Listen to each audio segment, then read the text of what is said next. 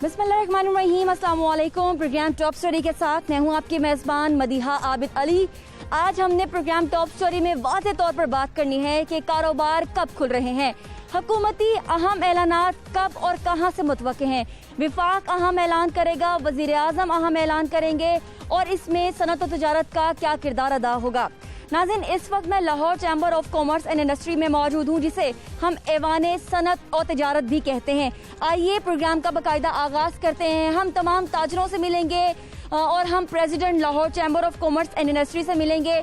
हम ये बात वाज़ेह तौर पर आपके सामने लेकर आएंगे कि अहम ऐलान कारोबार के हवाले से कब मुतवक्के है, लाहौर के कारोबार कब खुल रहे हैं। आइए अंदर की जानिब चलते हैं और प्रोग्राम का बाकायदा आगाज करते हैं। तो नाज़रीन, इस वक्त चैम्बर के अंदर हम मौजूद हैं और हमें हमारे आज के मेहमानों ने भी ज्वाइन कर लिया। इनका तारुफ आपसे करवा देती हूँ। हमारे साथ खालिद परवेज साहब मौजूद हैं, जो कि मरकजी सदर हैं ऑल पाकिस्तान अंजुमन ताजरान के। हमारे साथ मुजाहिद मकसूद भट्ट साहब हैं, जो कि मरकजी सदर लाहौर हैं। आपका प्रोग्राम में हम खुशामदीद कहते हैं। हमारे साथ ताहिर मंजूर चौधरी साहब हैं, जो कि इस वक्त चेयर कर रहे हैं ब्रांच रोड को। आपको हम प्रोग्राम में खुशामदीद कहते हैं और मुतादिद इनके पास डेजिग्नेशंस हैं, तो ये भी हम इनसे जानेंगे कि और कौन कौन से कम्युनिटीज़ की ये नुमाइंदगी कर रहे हैं। हमारे साथ हमारे नुमाइंदे अब्दुल कादिर मदनी भी मौजूद हैं।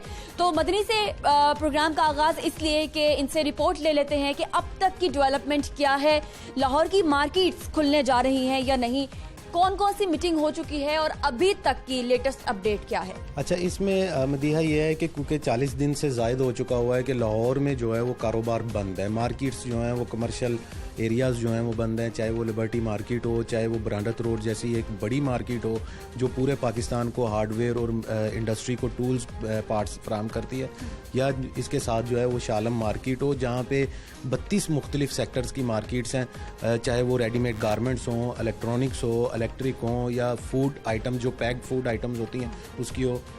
ये 40 रोज से ज़ायद हो चुका हुआ इनको बंद है। और ताजरान ने जो पहला फेज़ हुकूमत की जानिब से दिया गया था कि इनको जो है वो पहले 7 दिन के लिए 8 दिन के लिए बंद किया जाए, तब तो हमें नज़र आया कि बंद है। लेकिन अब अगर गुज़िश्ता 10 दिनों की बात की जाए तो गुज़िश्ता 10 दिनों में कारोबार हो रहा है, जब से रमज़ान आया है। जी बिल्कुल, कारोबार जो है वो हो रहा है, और लेकिन वो बंद शटर्स पे हो रहा है। इसके ऊपर भी जो हम मुतअद्दिद बार रिपोर्ट्स कर चुके हैं। ब्रांडत रोड पे हो रहा है, शालम मार्केट में हो रहा है। और हमने ये भी देखा कि जब हुकूमत की जानिब से स्टेशनरीज और बुक्स की पब्लिशर्स की जो दुकानें खोलने का नोटिफिकेशन दिया गया, तो उर्दू बाज़ार जो है वो एकदम से खुला, वहाँ पे एक फ़्लो भी आया और फिर उसी दिन उसे दोबारा बंद भी करवाना पड़ा। इसी तरह जब इंडस्ट्री खोलने की बात हुई, तामीराती इंडस्ट्री या जिसे कंस्ट्रक्शन इंडस्ट्री कहते हैं, उसको खोलने की बात हुई, उसके साथ उसके अलाई सेक्टर जिसमें मार्बल, ग्रेनाइट और हार्डवेयर थे, जब इनको खोलने की बात हुई तो फिरोजपुर रोड पे भी हमने देखा कि वो मार्बल और टाइल्स इंडस्ट्री जो है वो सारी दुकानें खुली। अब तक की सूरत हाल ये है कि जो मियां असलम इकबाल साहब की जानिब से जो इंदिया दिया गया, वो ये दिया गया है कि जो पंजाब हुकूमत ने जो सिफारिशात भेजी हैं, वो जो लाहौर चैम्बर ने 13 नकाती मुतालबात बनाए थे, उसमें जो है उसी पर जो है वो फोकस करके फेडरल गवर्नमेंट को पंजाब हुकूमत ने सिफारिशात दी हैं, जिसमें ये सिफारिश भी की गई है, तजवीज़ भी दी गई है कि जो मार्केट्स हैं उनको मरहलावार खोला जाए। औकात कार जो लाहौर की तजावीज़ थी लाहौर चैम्बर ऑफ कॉमर्स के तवस्सुत से, वो विफाक तक पहुँच गई हैं और उसका ऐलान अभी बाकी है, जो कि वज़ीर आज़म पाकिस्तान खुद करेंगे।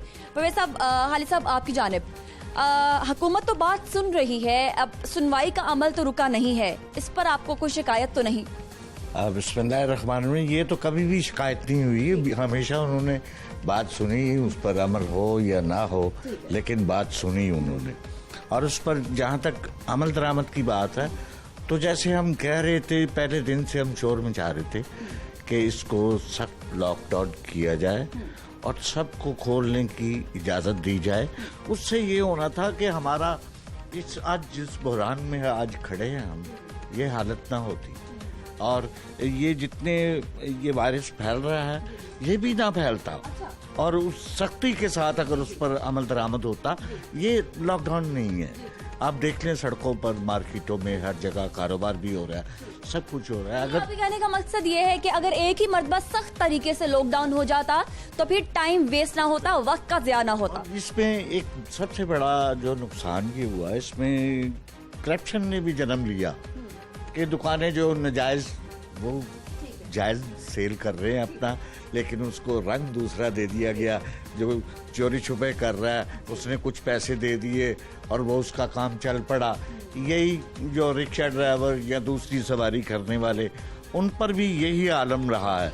तो ये तजावीज़ तो पहुंच गई हैं, ना सिर्फ सूबाई हुकूमत तक बल्कि विफाकी हुकूमत तक पहुंच गई हैं।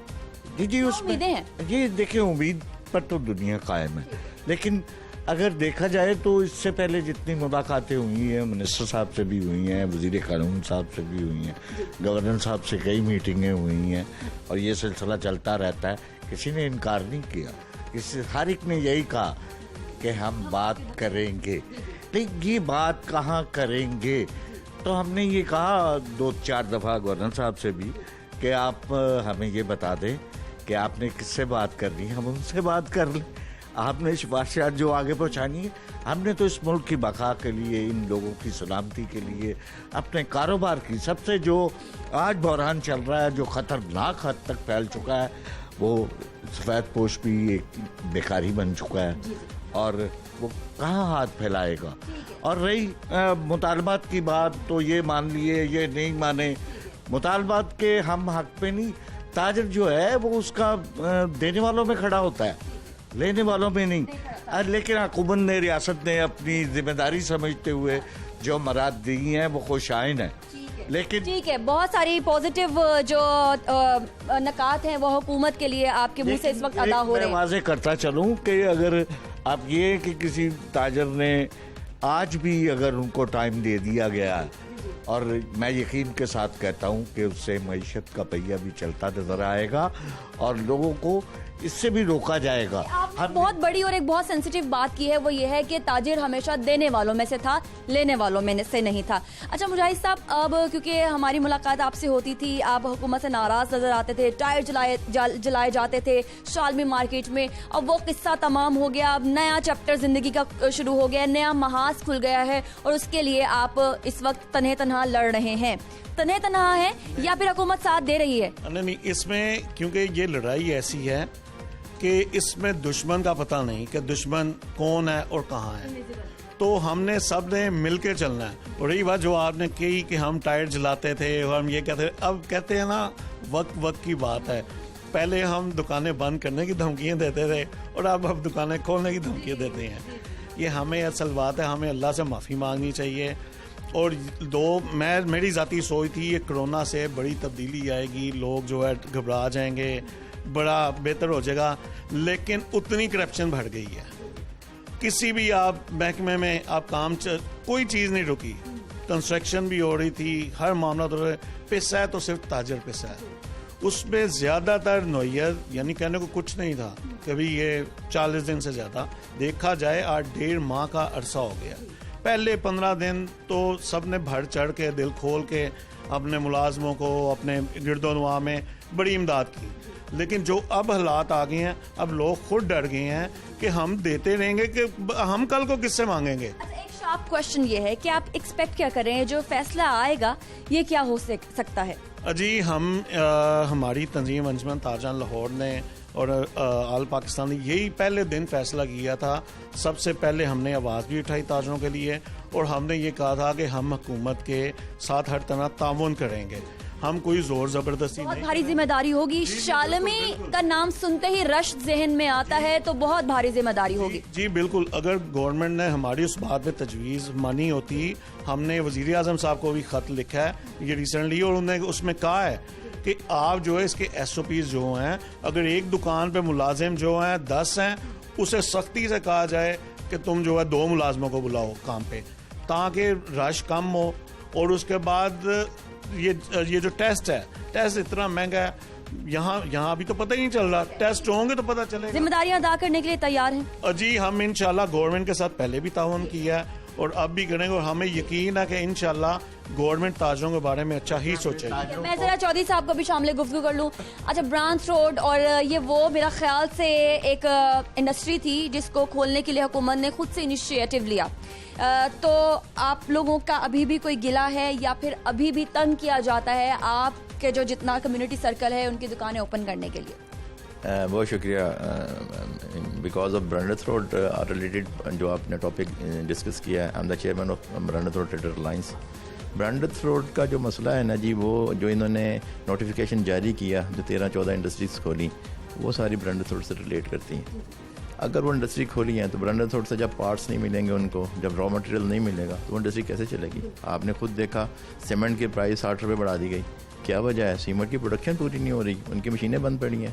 इसी तरह फ्लोर मिला है, इसी तरह बाकी मिले हैं, सब चीज़ें अपनी जगह बंद पड़ी हैं। अपनी तरफ से तो उन्होंने खोल दिया, लेकिन उसकी चेन, और नोटिफिकेशन में मेंशन था कि इंडस्ट्री एंड चेन को बंद कर दिया, इंडस्ट्री खोल दी। इंडस्ट्री को कहाँ से वो अपना फीडबैक मिलेगा? वो अपने रॉ मटेरियल कहाँ से खरीदेगा? अपने पार्ट्स कहाँ से खरीदेगा?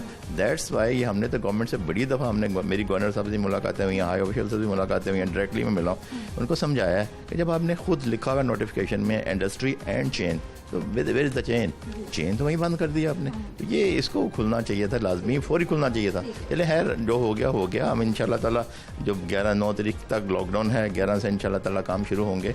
लेकिन स्पेसिफिकली सबसे पहले जो चैम्बर को SOPs जो हम मेंशन दिए हैं, वो ब्रांडेड रोड ने दिए हैं, पूरे मेंशन करके कि क्या होना चाहिए, किस तरीके से डील करना चाहिए कस्टमर्स को, अपने स्टाफ कितना होना चाहिए, एम्प्लॉय कितने रखने हैं, ये सब चीज़ें, और किस तरह उनको व्यक्त करना चाहिए, सैनिटाइज करना चाहिए, सब चीज़ें ये हमने सबसे पहले दी हैं। और इसके ऊपर अमल दरामद लाजमी होना चाहिए। जिस तरह अभी खालिद भाई ने भी कहा, मुजाहिद भट्ट साहब ने भी कहा, सर लॉकडाउन इसको नहीं कहते। लॉकडाउन करना था तो पहले 15 दिन कर्फ्यू लगा देते, पूरा लॉकडाउन कर देते। आज ये हालात ना होते, आज इतनी बढ़ गई है ये चीज़ें, अब इसको लॉकडाउन भी कहना। प्राइम मिनिस्टर साहब तो लॉकडाउन के खिलाफ थे। आपको ये लगता कि जहां पर इस तरह के सख्त लॉकडाउन, जिसकी मिसाल हमारे सामने है, जैसे कि भारत में लोगों ने तवील सफ़र पैदल तय करके अपने अपने गांव में गए और बहुत सारी अमवात भी हुई हैं, ऐसे में नहीं लगता कि वज़ीर आज़म पाकिस्तान ने समझदारी का मुजाहिरा किया और थोड़ा बहुत लिवरेज उन लोगों को दिया कि जो लोग एक जगह से दूसरी जगह जाने चाहते हैं या फिर खाना लेने बाहर जाना चाहते हैं, तो उन लोगों को सेव कर दिया गया? नहीं, देखें, जब कर्फ्यू भी लगता है ना, तो उसमें भी टाइम लिमिट दी जाती है कि जब आपकी फूड प्रोडक्ट्स चाहिए, खाने पीने की जो जिंदा रहने के जो लवाजमात हैं, उसके लिए टाइम दिया जाता है डेली बेसिस के ऊपर। ये ऐसा हो जाता तो बेहतरीन था, बाकी चीज़ें बंद कर दी जाती तो ये जो रेशो बढ़ रही है इसकी कोरोना वायरस की, ये ना बढ़ती। ये जो ऐलानात होने जा रहे हैं हुकूमत की जानिब से, अगर तो ये ताजिरान उसके ऊपर अमल करवाने में नाकाम होते हैं, तो हुकूमत की जानिब से कोई सजा या जजा का अमल भी सामने आ रहा है या नहीं? इस सवाल का जवाब बहुत अहम सवाल है। ब्रेक के बाद लेते हैं, आप हमारे साथ रहिए।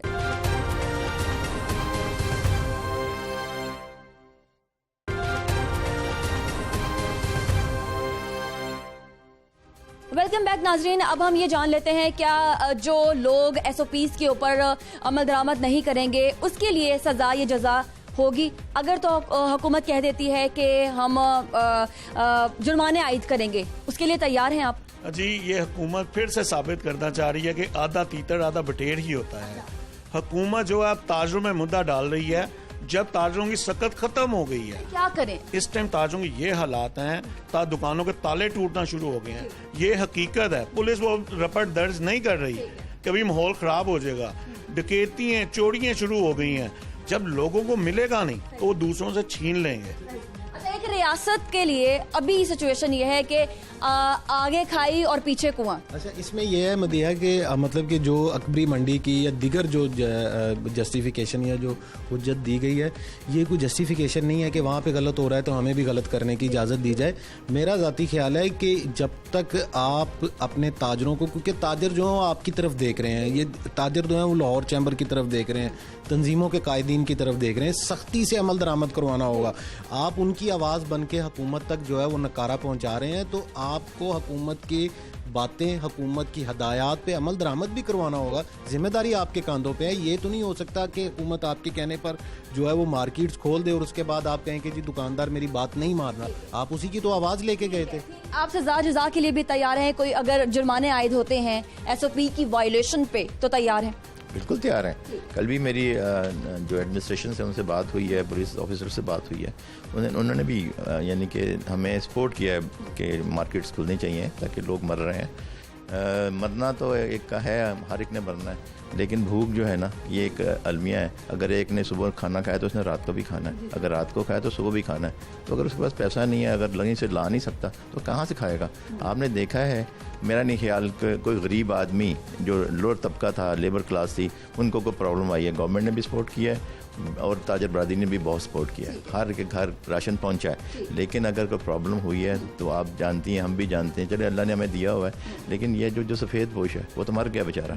वो तो ना किसी से मांग सकता है, ना हुकूमत उसकी को सपोर्ट करती है, ना उसको देने वाला है। उसने अगर सुबह एक दुकान खोलनी थी, उसके पास एक मुलाजम था, उसने रात को जाकर खाना खिलाना था बच्चों को, उसने बच्चों की फीस देनी थी, उसने बिल पे करने थे, वो कहाँ गया? अभी तक ड्यूरिंग द पैंडेमिक आपको जो हुकूमती पॉलिसीज़ हैं ताजरों के, उसके ऊपर कोई एतराज़ था? बहुत एतराज़ था। देखें, अगर लॉकडाउन करना था ना तो उसको प्रॉपर SOP के ऊपर करना था, ठीक है। दूसरी बात ये है, अब गवर्नमेंट को ये चाहिए, जो उनकी पॉलिसी जिस एजेंडा पे वो आए थे ना, वो IMF वाला एजेंडा या दूसरा, उसको अब जो है ना उसको छोड़ दें। अब दुनिया चेंज हो रही है, अब दुनिया में आप देखेंगे वही मुल्क तरक्की करेंगे जो इन्वेस्टमेंट बाहर से लेके आएंगे। अगर हमें इन्वेस्टमेंट लानी है तो हमें ऐसी पॉलिसीज़ देनी चाहिए, हमें टैक्स हॉलीडेज देनी चाहिए, CPEC वाले मामला हैं, सारी चीज़ें हैं, दुनिया हमारी तरफ अट्रैक्ट हो, दुनिया पैसा लेके यहाँ पे आए और यहाँ पे इंडस्ट्री चले, यहाँ पे जो कारोबार चले उससे होगा। अब इसमें ना जाएं कि ब्लैक है, वाइट है, ग्रे है, इसमें ना जाएं। अब इन्होंने कंस्ट्रक्शन इंडस्ट्री के लिए कहा है जी कि ब्लैक में नहीं आ सकती है, लेकिन थ्रू बैंकिंग चैनल आएगी, तो कहाँ से वो वाइट हो गई? एक दुकानदार है, मसलन मेरे पास अगर 10 मुलाजम है, तब 2 की ज़रूर ड्यूटी लगाऊं कि वो SOP का ख्याल रखे और बाहर खड़ा हो जाए। ये हर ताजर का फर्ज है, चाहे उसके पास 2 मुलाजम, वो अपने एक बंदे को बाहर खड़ा करे, उसको घर ना भेजे। अब ये तो आपने करवाना, वो तो आपने करवाना है। वो हमने करवाना है, लेकिन हुकूमती सतह पर हमें ताउन की जरूरत है।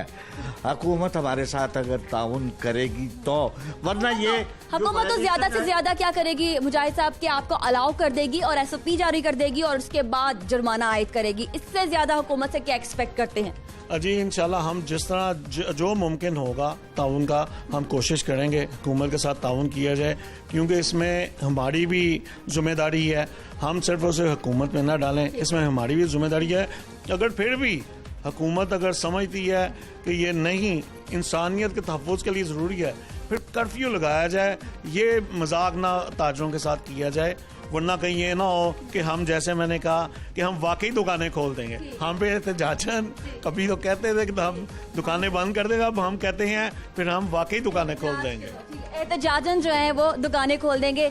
मदनी जरा टाइमलाइन जो नाज़रीन देख रहे हैं उनके साथ शेयर कर दें कि ये जो अहम ऐलानात हैं कब मतवक्के हैं और ऑथेंटिक तरीके से, ताकि जो ताजिर हैं हमारे प्रोग्राम में शिरकत नहीं कर सके और वो देख रहे हैं उनको मालूम पड़ जाए। अच्छा, इसमें यह है कि जितने भी सेक्टर्स ने जो है वज़ीर सनअत व तजारत मियां असलम इकबाल साहब से मुलाकात की, क्योंकि उनकी जिम्मेदारी है, और जब भी किसी ताजर को या ताजर तंजीम को या सनत को प्रॉब्लम होती है तो वो सबसे पहले इसी वजारत की तरफ देखता है। जो 2 दिन पहले जो है वो federation of chamber of commerce and industry में भी जो है वो मुलाकात हुई मियां असलम इकबाल साहब की मुख्तलिफ सेक्टर से, जिसमें शुगर मिल्स मालकान भी शामिल थे, जिसमें जो है वो ऑटो सेक्टर इंडस्ट्री के भी थे। उन सब को जो यकीन दहानी करवाई गई है, और हमारे ज़राए के मुताबिक जो इंडस्ट्री डिपार्टमेंट के हैं उनकी जानिब से भी ये कहा गया है कि जो क्योंकि 9 तक जो है वो 9 मई तक जो है वो अभी तक जो है वो लॉकडाउन है, 9 मई से बढ़ाना है, और तवक्का ये की जा रही है कि 9 मई के बाद कुछ कारोबार जो हैं उनको इजाज़त होगी और वो मरहलावार होगी, और औकात कार जो हैं वो भी मशरूत होंगे और उसके लिए SOPs भी होंगे। क्योंकि हुकूमत ने अगर कारोबार खोलने की इजाज़त देनी है तो कानून उससे भी ज़्यादा सख्त करना पड़ेगा।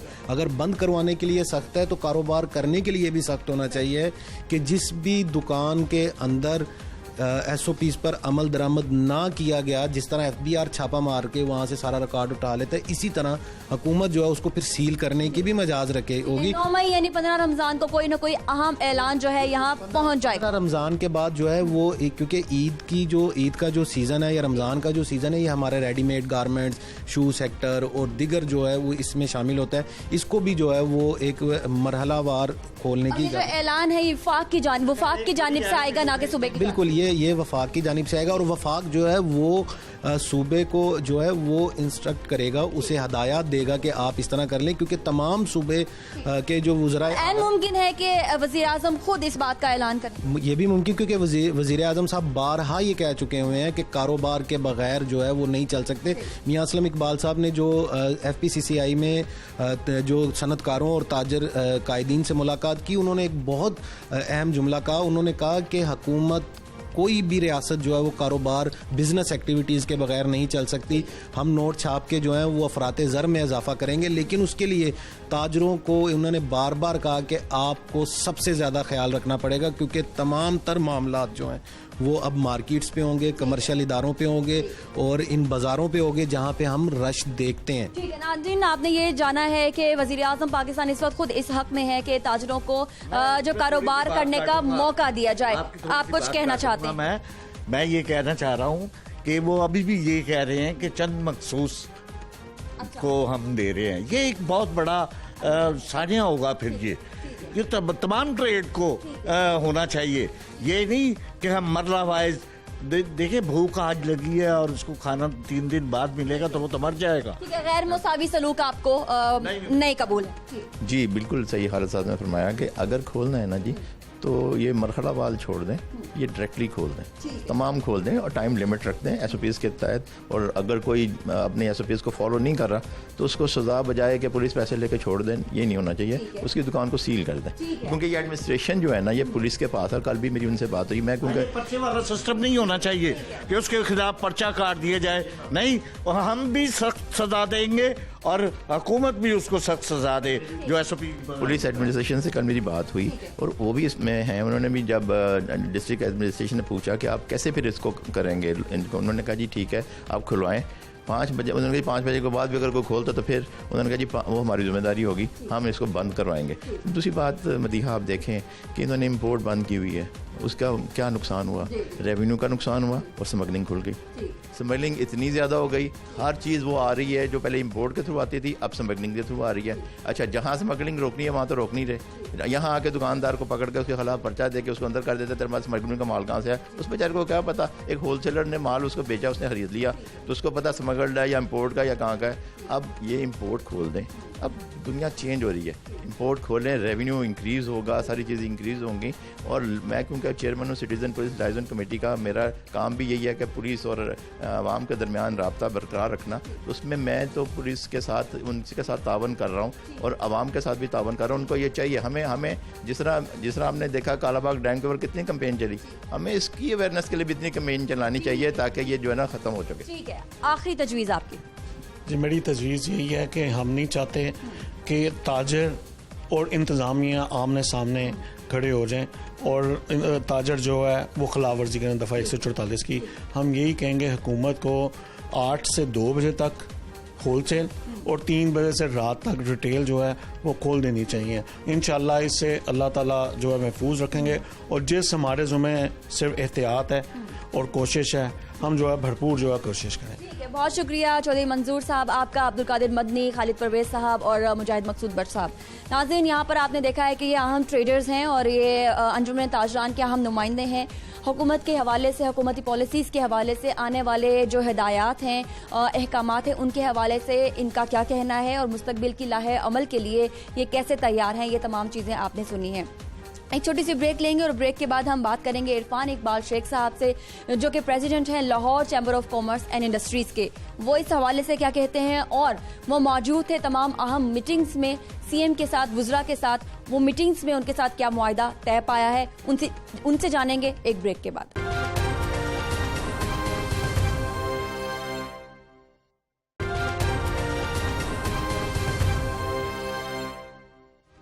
वेलकम बैक नाजरीन, आपने खालिद परवेज साहब की गुफ्तगू सुनी है। इस वक्त हमारे साथ मौजूद हैं इरफान इकबाल शेख साहब, जो कि प्रेसिडेंट हैं Lahore chamber of commerce and industries के। इरफान साहब, आपको प्रोग्राम में खुशामदीद कहते हैं। आप हमारे जो लास्ट दफ़ा हमारे प्रोग्राम टॉप स्टोरी में तशरीफ़ लाए तो आपने एक एजेंडा हाथ में थाम रखा था और आपने बताया भी लाहौर की आवाम को कि आपका एजेंडा क्या है। अब उसकी सुनवाई भी हुई है और कुछ आउटकम भी निकलने वाला है। सबसे पहले तो हम बात करेंगे कि इन 40 दिनों में जिनकी नुमाइंदगी ताजरों की आप कर रहे हैं, इनका नुकसान क्या हुआ है? देखिए, इसमें अगर आप पूरे पाकिस्तान का डाटा मांगना चाहते हैं तो उसका भी बताता हूँ, अगर आप लाहौर का करते हैं तो तब भी बताता हूँ मैं। इसमें देखिए, सबसे पहली बात तो यह है कि ये तकरीबन 314 बिलियन की इकॉनमी है, जो पाकिस्तान की जो है ना 314 बिलियन डॉलर की इकॉनमी है। तो इसमें से एक्सपोर्ट हम करते हैं कुछ तकरीबन 24 बिलियन जो है ना, वो आप अगर आप उसमें से निकाल लें तो बाकी 290 बिलियन बनता है। तो ये जो हमारा 314 बिलियन से ये जो पिछले एक साल गुजरा वो तकरीबन श्रिंक हो गई, इकॉनमी रह गई थी 283 बिलियन की। इस वक्त जो अंदाज़ा किया जा रहा है वो तकरीबन है कि 265 बिलियन में हम चले गए हैं। दैट मीन्स कि हम 20 से 24 बिलियन डॉलर के हम और नीचे चले गए हैं। और जो आपकी थी एक्सपोर्ट थी वो 24 बिलियन के करीब थी, और इस साल जो अब मुझे लग रहा है वो तकरीबन कोई 20 बिलियन के करीब लगभग होगी। ठीक है। तो 20 बिलियन के तकरीबन 4 से 5 बिलियन की हमारी एक्सपोर्ट भी कम होगी। हमारी लोकल इंडस्ट्री भी सारी बंद है। फिर अगर आप उसको देखें, अगर आप देखेंगे चाइना के साथ हम करते थे 14.5 बिलियन की डॉलर की हम इंपोर्ट करते थे, 1.8 बिलियन के हम एक्सपोर्ट करते थे, वो 16.3 बिलियन बनता है। अगर आप इसको मंथ वाइज ले आए तो ये एक महीने का 1.3 बिलियन जो है ना वो आपका बिजनेस मुतासर हुआ। ठीक है, आप बात करें बिलियंस की बिलियन और वो डॉलर में आप बात करें तो ये बहुत ज्यादा है जी। ये जो इतना नुकसान है, ये माशी सूरत हाल आने वाले दिनों में क्या होगी? देखिए, आने वाले दिनों में माशी सूरत हाल सच्ची बात है बहुत अपना स्ट्रगल है, बहुत गवर्नमेंट को काम करना पड़ेगा, हम सब लोगों को करना पड़ेगा, क्योंकि इस वक्त हालात अच्छे नहीं। आपकी इकोनॉमी देखिए ना, आपका 3.3 जीडीपी रेट था, अब वो रिड्यूस होकर इस वक्त तकरीबन 1.5% पे चला गया जीडीपी, -1.5। तो अगर हम इसको कारोबार को नहीं अब जारी करते और हम इसको और डिले में करते हैं तो ये और बढ़ जाएगा। तो इसलिए हमारी गवर्नमेंट के साथ यही इल्तिजा थी कि कोरोना बिल्कुल हमें पता है कि एक खौफनाक आफत है, एक खौफनाक बीमारी है, वबा है जो फैली हुई है, उसके साथ लड़ना है और दुनिया में बड़ी अपना डेथेज हो चुकी हैं, लेकिन हमने उसके साथ अपनी मईशत के कोरोना को भी बचाना है, क्योंकि अगर हम उसको नहीं बचाते, अगर हम उसको नहीं करते तो फिर हमारे पास रिवाइवल जो ना उतना ही मुश्किल हो जाएगा। सही। तो इसलिए हमें साथ साथ दोनों चीज़ों को लेकर चलना चाहिए, लेके चलना पड़ेगा। ठीक है। आपको मार्केट्स खोलनी पड़ेंगी। आपने एसओपीज हमने उनके साथ काफ़ी अपना उसमें बात कर ली है कि किस तरह से करना है। हमने उनको मुख्तलिफ तजावीज़ भी दी हैं। वो कहते हैं कंजस्टेड मार्केट में बड़ी प्रॉब्लम आती है, वहाँ पे कैसे होगा। हमने कहा जी आप मार्केट को 3 हिस्सों में तकसीम कर दें, एक हिस्सा एक दिन खुले, दूसरे दिन खुले, तीसरे दिन खुले, फिर से उसको रिपीट करें, ये भी हो सकता है। या फिर आप उसके लिए ये कर दें कि हफ्ते में 2 दिन या 3 दिन के लिए आप मार्केट खोलें और फिर उसके बाद दूसरी मार्केट जो जैसे शहर की आबादी हमारी लाहौर की वाल सिटी है, वहाँ पे ब्रांदर रोड बहुत बड़ी अपना मार्केट है और वहाँ पे शाला मार्केट बड़ी मार्केट है, इस तरह सर्कल रोड एक बड़ी मार्केट है। तो हम उसको 3 हिस्सों में डिवाइड भी कर सकते हैं। ये सारी तजावीज़ हमने उनको दे दी हुई हैं और ये भी हमने कह दिया है कि आप इसमें जो भी बेहतर समझते हैं हम आपके साथ हैं। ठीक है। अच्छा, हमने बात करनी है कि प्री पैंडेमिक और ड्यूरिंग पैंडेमिक और पोस्ट पैंडेमिक सूरत हाल। हमने प्री पैंडेमिक या फिर जो ड्यूरिंग पैंडेमिक है उसकी सूरत हाल से आपके साथ अभी, क्योंकि 40 रोज हो चुके हैं, वो भी आपने डिस्क्राइब कर दिया है। अभी क्योंकि जो national command and operation centre है उन्होंने आपकी जो तजावीज़ हैं वो सुनी भी हैं। कमेटी के सरबराही असद उमर ने की है, जिसमें चारों सूबों के वजीर आला भी थे, आज़ाद कश्मीर गिलगित बल्तिस्तान के चीफ एग्जीक्यूटिव्स भी थे। तो ये बताइएगा, जो आपकी सिफारिशात मानी गई उसके ऊपर मनोअन आप कैसे अमल करवाएंगे? छोटा दुकानदार, तंग गलियों वाली मार्केट्स, उस पर कैसे निगरानी रखेंगे? देखिए, मैं आपको एक बात बताऊं कि सबसे पहली बात है कि 40 दिन के लॉकडाउन के बाद अब लोगों में अवेयरनेस भी काफ़ी आ गई है, लेकिन कुछ हमारे लोग इस चीज़ का ख्याल नहीं करते और मैं बड़े अफसोस के साथ कहता हूँ कि अब उनको इस चीज़ के ऊपर करना पड़ेगा।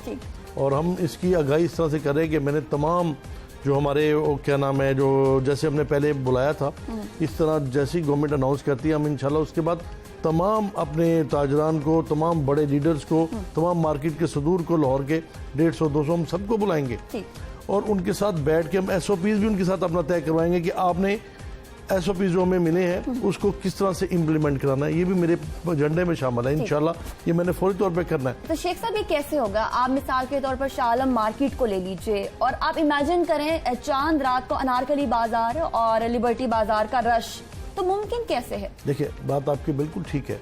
उसमें एक बात तो मैं ये कहूँगा गवर्नमेंट से कि जितने भी जो आपके स्टोर्स हैं, जो बड़े डिपार्टमेंट स्टोर हैं, दूसरे हैं, ये आप रश जो है ना अगर आप ख़त्म करना चाहते हैं तो इनको आखिरी हफ्ता जो है ना उसमें 24 घंटे ओपन कर दें आप। फिर वो होगा कि लोगों में जो एक होता है कि जी 9 से 5 जाना हमने और वो एक रश पड़ता है, वो रश ख़त्म हो जाएगा। नंबर 1 बात। नंबर 2 ये है कि अगर आप वो नहीं कर सकते तो फिर आप उसकी टाइमिंग इस तरह से कर दें कि अगर आपने सुबह 9 बजे से लेके 5 बजे तक करना है तो फिर रात को 8 बजे से लेके और 11 बजे तक कर दें टाइम।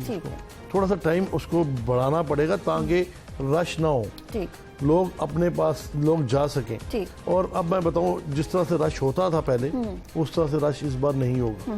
मैं आपको इसकी गारंटी देता हूँ। मुझे नज़र आ रहा है क्योंकि लोगों के पास ना वो पैसे हैं, ना वो एक माइंड होता है ना बन जाता है। अब उस तरह से स्पेंडिंग होनी है, ना उस तरह से ईद मनाई जानी, क्योंकि साथ साथ आपकी डेथ्स भी हो रही हैं, साथ साथ आपके पाकिस्तान में ये पेंडेमिक जो पूरी तरह से फैल रहा है, ये स्प्रेड आउट हो रहा है, तो इसका इफेक्ट हर चीज पे आना है। ठीक है। अच्छा, आपने तजावीज़ दी, उसके बाद आपको सॉल्यूशंस और कुछ सजेशंस भी आई हैं और आप उसके ऊपर इम्प्लीमेंट भी करवा रहे हैं। अब चलते हैं जरा पोस्ट पेंडेमिक, उस पर ये बताइएगा। जिस तरह से हम देख रहे थे कि पहले शनाख्ती कार्ड की शर्त रखी जा रही थी, बिजनेस करने में बहुत सारी मुश्किलात आ रही थी, ईज टू डू बिजनेस नहीं था, ये बात हकीकत है पाकिस्तान में। अब हुकूमत की तरजीहात क्या होंगी पोस्ट पेंडेमिक? तजारत, ताजिर और ट्रेडर्स को कितनी छूट दी जाएगी? क्योंकि ये जो आपने बिलियन डॉलर्स की अभी आपने बताया है, ये तखमीना हमने पूरा करना है, इसको कवर करना है, हुकूमत की जानिब से रिलीफ क्या दिया जाएगा? देखिए मैं इसमें बताता हूँ, मैंने इसमें हमने एक पूरी बुक बना के हमने सेक्रेटरी कॉमर्स, सेक्रेटरी फाइनेंस और अपना आपके रज़ाक दाऊद साहब, हमारे क्या नाम है हम्माद साहब, हमने उनको सब बना के भिजवा दी है। मैंने कल खुद साइन करके मैंने भिजवाई है कि पोस्ट कोरोना में क्या मुश्किलात आनी और उसमें हमने किस तरह से काबू पाना है। वो उसके तकरीबन हमने कोई 14 पॉइंट्स हमने बना के उनको भेजे हैं, 14 to 15 पॉइंट्स है कि इसमें हमें इसकी ज़रूरत पड़ेगी। मैं आपको बताता हूँ। देखिए सबसे पहले बात यह कि जो आपने कहा ना CNSE की मैं बात करता हूँ, CNSE का हमें इसको मौखर करना पड़ेगा, कम अज कम हुकूमत मानने की। देखिए 1-2 साल के लिए मौखर करना पड़ेगा। पैसे इस इकोनॉमी में पोर इन होने चाहिए और इन्वेस्टमेंट यहाँ पे आनी चाहिए। अगर हम इस वक्त ब्लैक वाइट ग्रे के चक्कर में रहे हम और अपना उसी में हम उन्हीं मुश्किलात में रखा आपने, मंशूर पे तो आई थी ये हुकूमत, लेकिन देखिए हालात एक्स्ट्राऑर्डिनरी हैं तो आपको एक्स्ट्राऑर्डिनरी डिसीजन भी करने पड़ेंगे, आपको उसके लिए सोचना भी पड़ेगा। मैं तो कहता हूँ किसी किस्म की इन्वेस्टमेंट, जैसे गवर्नमेंट ने बड़ा अच्छा फैसला किया इसमें आपकी कंस्ट्रक्शन इंडस्ट्री के लिए, उन्होंने कहा जी कि हम किसी किस्म की सोर्स ऑफ इनकम नहीं पूछेंगे। तो मैं तो ये कहूँगा गवर्नमेंट से कि आप अगले 2 साल के लिए, क्योंकि ये आपकी जो पेंडेमिक जो है ना ये इसने ख़त्म नहीं हो जाना, ये तो अभी चलना है। इसकी कहते हैं जी पहली वेव जो है ना ये सितंबर, उसके बाद दूसरी वेव नवंबर में स्टार्ट होनी है। तो ये 1-2 साल अल्लाह ना करे, अल्लाह जब तक वैक्सीन नहीं आती, जब तक वो मसला नहीं इसका निकलता, तब तक तो ये मामला तो होने हैं। और वैक्सीन भी जो मुझे नजर आती है उसके लिए 8 माह का टाइम होता है उसको टेस्ट करने का, तो अभी तो बनी नहीं, तो फिर उसके बाद 8 माह टेस्ट होगी, तो ये कब होगा? तो ये एक लंबा सिलसिला है। तो इसलिए इकोनॉमी को हील करने के लिए और बहुत सारे बिजनेस के मौके लाने के लिए कोई सजेशंस पाइपलाइन है आपके पास जो आप इस वक्त देख रहे हैं, ट्रेडर्स देख रहे हैं, जो इस बात के मुंतजिर हैं कि अब हमने क्या करना है, नेक्स्ट स्टेप क्या है? जी नेक्स्ट स्टेप ये है कि एक तो सबसे पहले बिजनेस जो ना हमें साथ स्टार्ट लेना पड़ेगा। हमें सिर्फ एक्सपोर्ट को नहीं अपने मदद रखना, हमने लोकल इंडस्ट्री को भी साथ लेके आना है। लोकल इंडस्ट्री चलेगी तब जब आपकी रिटेल चलेगी साथ। तो ये दोनों चीज़ों को जो ना आपको साथ बैन करके खोलना पड़ेगा।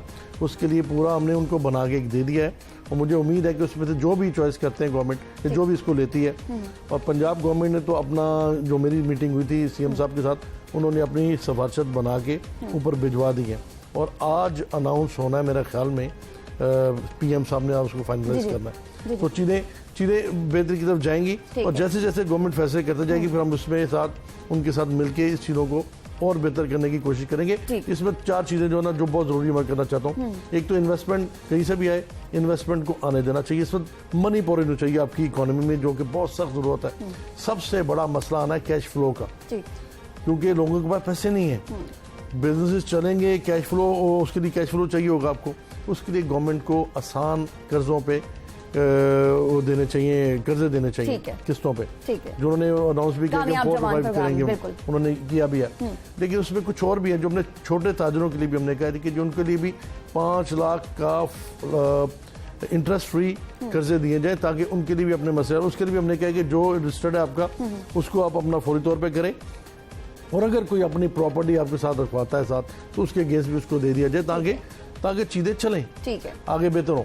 फिर हमने कहा जी इंटरेस्ट रेट जो है ना वो इस वक्त अभी भी ज्यादा है। अब जब पूरे इस रीजन को आप कंपैरिजन करते हैं तो यहाँ पे हमारा रेट चल रहा है इस वक्त 9%, 13.5 से हम 9 पे आ ठीक गए। है। मेहरबानी गवर्नमेंट की, उन्होंने इसको कम किया, ठीक है। लेकिन इसको और कम करना पड़ेगा। ठीक। उसकी मैं वजह बताता हूँ क्या है कि आपका जो इस रीजन में है, मलेशिया 2.75% पे है, चाइना 4.35% पे है, इंडिया 4.4% पे है, बांग्लादेश 5% पे है, और श्रीलंका जो सबसे होता है वो भी 6.5%। तो हम उन सबसे आगे हैं। ठीक है। तो हमें इंटरेस्ट रेट को भी नीचे लाना पड़ेगा, ताकि लोग पैसे लेके अपने कारोबार को आगे ठीक चला है। सकें। अच्छा इरफान साहब, कपल ऑफ मोर 2 क्वेश्चंस।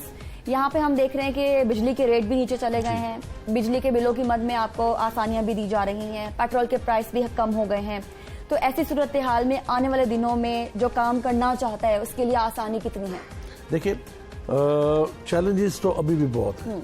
अभी तो गवर्नमेंट ने जो बिल माफ़ किए हैं वो 4000 तक पहले माफ़ किए हैं, और दूसरे जो बिल जो अपना उनके नहीं बल्कि उनके कनेक्शन काटे जा रहे हैं। मैं तो रिक्वेस्ट करूंगा आपके प्लेटफॉर्म से कि जो कनेक्शन काटे जा रहे हैं, जो नहीं जमा करा सके, भाई पैसे कैश उसके पास नहीं है तो नहीं जमा, जब उसका बिजनेस चलेगा तो वो जमा करा देगा, तो कम से कम कनेक्शन तो ना काटे जाए। तो ये हम आपसे चाहते हैं कि ये भी अपना इसमें दे दें। फिर इसके बाद जो सबसे बड़ा मसला मैं बार बार कहता हूँ कैश फ्लो का है। वो पैसे नहीं लोगों के पास होंगे तो बिजनेस चलाने के लिए, तो जहाँ पे आपने किसी को 100 मिलियन का कर्जा किसी ने बैंक ने दिया हुआ है, तो मैं समझता हूँ कि इस वक्त बैंक्स को 25 मिलियन का और देना चाहिए, ताकि वो अपने कारोबार को आगे चला सके, अपने कारोबार कर सके, और आसान शराइत पे, आसान रेट्स पे दिए जाए, ताकि चीजें आगे बेहतरी की तरफ चल सकें। तो एक तो ये अब करना पड़ेगा। बिजली के बिल को अब डेफर। अच्छा, फिर इसमें ये था कि जो जितने भी इम्पोर्टर्स थे उनका सारा डैमेजेस और सारे जो है ना उनके डिटेंशन वहाँ पे अपना हो रही हैं पोर्ट्स पे। एफबीआर ने तो अब नोटिफिकेशन कर दिया कि जी अब ना लिया जाए, लेकिन जितने भी आपकी शिपिंग कंपनीज हैं वो अभी तक नहीं मान रही। अगर वो शिपिंग कंपनीज इंडिया को, बांग्लादेश को और इस रीजन के बाकी मुल्कों को छोड़ सकती हैं, तो पाकिस्तान को क्यों नहीं छोड़ी? इसमें गवर्नमेंट को इसमें इंटरवीन करना चाहिए। मैंने रज़ाक दौलत से भी बात की है, और मैं इस आपके प्लेटफॉर्म से दोस्त से भी कहता हूँ कि खुदा के लिए इसको फौरी तौर पे किया जाए। लोग जितने भी इंपोर्टर्स हैं उनको बहुत ज़्यादा डैमेजेस पड़े हैं और वो बहुत परेशान है। फिर इसी तरह से हम अपना बात करते हैं कि एक्सपोर्ट्स की, तो आपके कई बॉर्डर्स बंद है अभी तक। आपका अफगानिस्तान बंद है, यहाँ से बेशुमार जो फार्मास्यूटिकल की चीज़ें जाती हैं और चीज़ें जाती हैं, उसको भी अब खोला जाए, और चीज़ों को बिजनेस के लिए तो कम से कम खोला जाए। आप लोगों को ठीक है, आप बिल्कुल कंट्रोल के लोग आए ना या जाए ना, उसको देख लें आप जिस तरह भी है, लेकिन बिजनेस के लिए आपको ये पोर्ट्स अब खोलने चाहिए, ताकि चीजें आगे बेहतरी की तरफ जाएं। अच्छा शेख साहब, क्योंकि आप बहुत सारे एग्जेक्टिव्स के साथ, वुज़रा के साथ इन मीटिंग्स में आगे थे, ये जो आने वाले दिन हैं, क्या ऐलानात हो रहे हैं जो इस वक्त दुकानदार हमें देख रहे हैं वो कुर्सी की पेटी बांध लें और तैयार हो जाएं अपनी अपनी दुकानें खोलने के लिए? इंशाल्लाह मुझे उम्मीद है कि गवर्नमेंट एक पॉजिटिव फैसला करेगी और छोटे दुकानदारों कम से कम वो तो हर सूरत खुलेंगे। ठीक है, मेंटली तैयार हो जाए।